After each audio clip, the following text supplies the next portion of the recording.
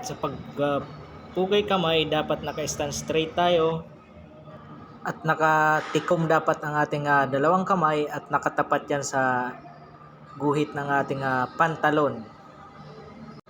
At dapat ang angle ng paa natin is 45 degree. So, yun lang naman mga kasama. Pugay kamay, na!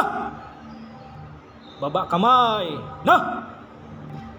Sa pagsaludo naman po, ang gitnang daliri natin sa ating kamay, ang pinakadulo ng gitnang daliri natin ay itatapat natin sa dulo ng ating kilay. Yan.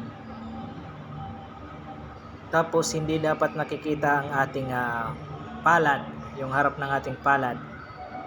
Ayan, hindi dapat yan nakikita. Medyo nakatago siya. Hindi ganyan ang pagsaludo hindi rin sa So bali po pag naka-piercing cap na tayo, hindi na tayo sa kilay natin hindi na sa kilay natin itatapat yung pagsaludo. Bali, dito na natin siya ilalagay sa yung tip ng middle finger natin, ilalagay na natin siya sa visor ng ating sombrero sa gilid dito. Ayan.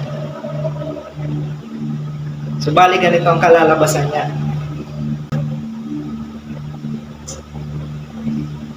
Yung iba po kasi nilalagay pa dito sa may kilay. Dito na dapat siya sa may visor ng ating piercing cap sa gilid. Yung dulo pa rin ng ating middle finger yung nakatapat sa visor. Ang ilalapat natin sa visor. Tapos hindi nakikita ang palad.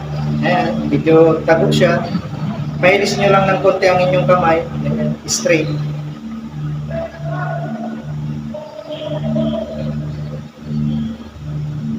So, ano nga po ba yung pinaka-importansya ng salute?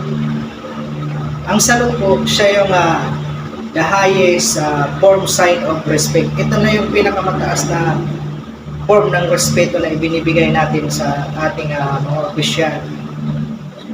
Kailan ba tayo hindi dapat sumaludo?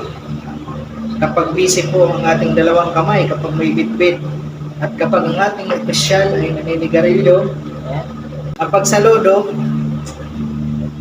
once or twice lang dapat yan, pagpasok at paglabas ng iyong boss. So hindi naman lagi-lagi pag nakita mo siya, saludo pa na lang ng saludo. Bali, mga 2 beses lang, okay na yun. So yun lang mga kasama.